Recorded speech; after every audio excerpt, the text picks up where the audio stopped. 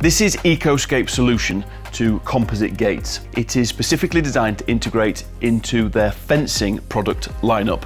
It's available in all three of the colours that the fencing materials come in.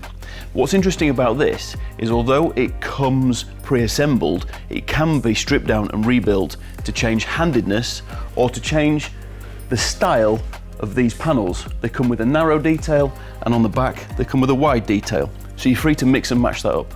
As standard, these gates are all 900mm wide. That's normal for a pedestrian garden gate. Heights, they're different. They're available 4 feet high, 5 feet high, and 6 feet high as well. Again, all colours. From an installation perspective, there's been an awful lot of care and attention to detail gone into this gate. The hinges afford the gate the opportunity to open 180 degrees, and they have some built-in adjustment.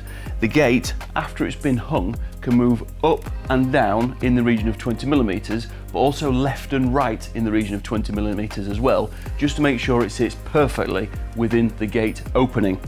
The composite gate is designed to be hung on the recommended composite post with the dedicated aluminium insert, which is already drilled out to suit the hinges.